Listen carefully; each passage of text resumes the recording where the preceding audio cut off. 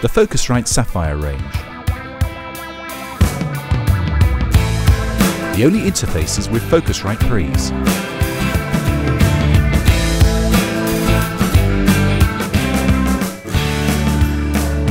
Focusrite, the interface company. We're here at the AES show in New York. It's Sunday morning and I'm here looking at the new Bricasti Reverb bundle with Brian, and he's also got some new software to tell us about. So first of all, let's look at the mainframe. What's all this about? Well, this is a version of the Model 7 Reverb. Okay. We introduced 2 years ago, which Model 7 has a user interface front panel. And then we introduced the remote, the M10 remote, about 6 months ago. Yep. And following on to that, now we're introducing a blank panel or a mainframe without control so that you can use it just with the remote. So it has the same capability as the original M7, yes, but all the control is handed over to the remote. Exactly. So you don't have to buy two front panels, essentially.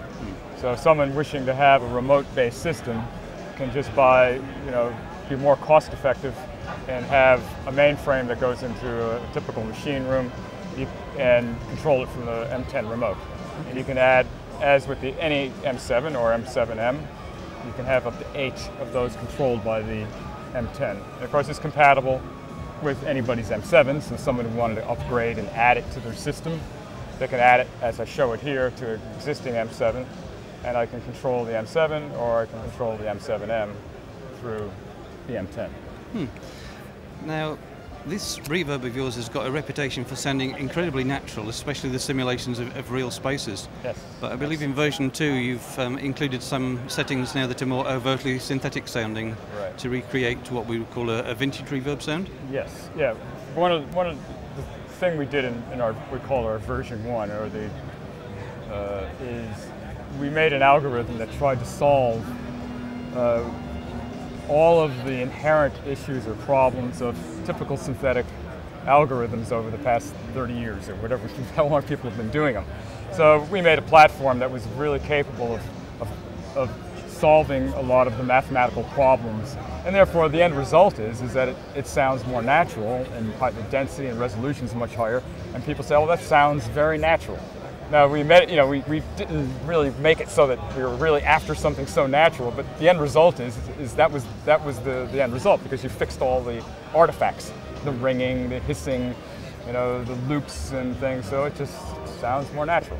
So subsequently customers that own M7s have asked, well, I really would like to have some of those more effecty reverbs, because I've got all this old equipment I've been using for years, and maybe I'm afraid it's gonna wear out and break, and I can't get it serviced.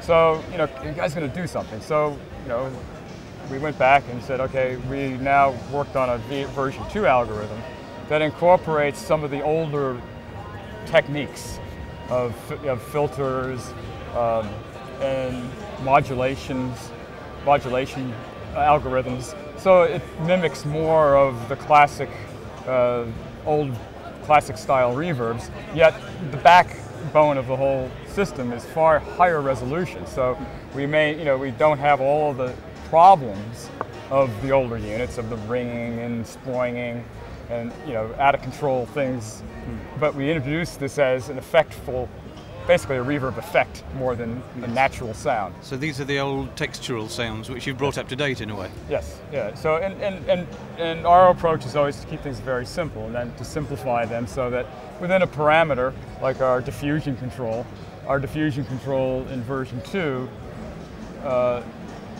will just bring up more of the, let's call it the sound. The grittiness or the texture. The grittiness and the texture. I mean, people call it, cats screaming or something, scratching. But this sound, okay?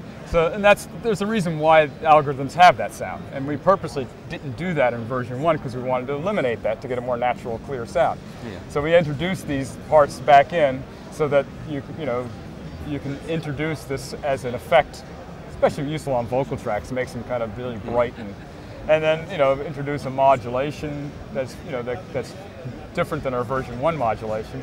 That's more classic and slow and moving and more deep, and more profound for an effect, especially on acoustic guitars and instruments, where you want to have this nice swimmy sort of reverb and modulation, and then you can just simply dial it up so it becomes more dense and fast, and going after some of the classic tools that people are used to using. That sounds good. So have you also included the nonlinear effects that you used to get from these old reverbs? Yeah, we also have a nonlinear. So you can get gated and reversed and all that kind of weird stuff. That one's a pretty easy one, actually.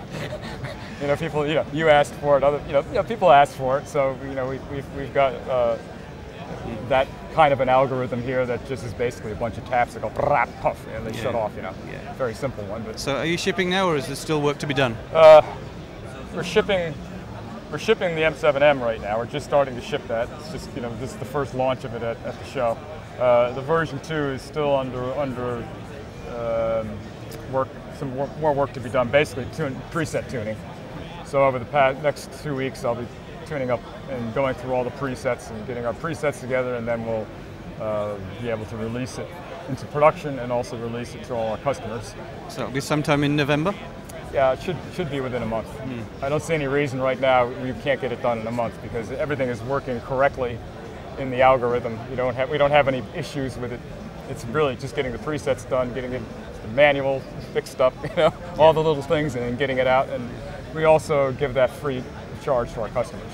So anybody that owns an M7 who's registered it, we'll send it to them, or our distributors send it out. And they can upgrade any unit. So that's our policy. Our policy. Sounds brilliant. And you have a price on the M7 mainframe bundle, I think. Yes. Yeah. In U.S. dollars, since we're at the AES show in America, the M10 M7M, which is a system in a sense, is $4,995, $49.95. And of course, you can buy the mainframe separately because you can run multiples from a single remote. You can. It is a separate item, but practically, you have to have the remote to run it. Yeah. So it's only interesting as an upgrade for somebody who may have already bought one of these. That's right. And you can then buy another one, and as you say, you can run up to 10 of them from one remote. 8. Up to 8. Yeah. So basically, it's just testing you. Yeah, we have this one, and of course we have a bundle with 2. Yeah. And that means the mainframe on its own is $3,000. Okay. Well, thanks very much, Brian. Okay. That covers just about everything, I think.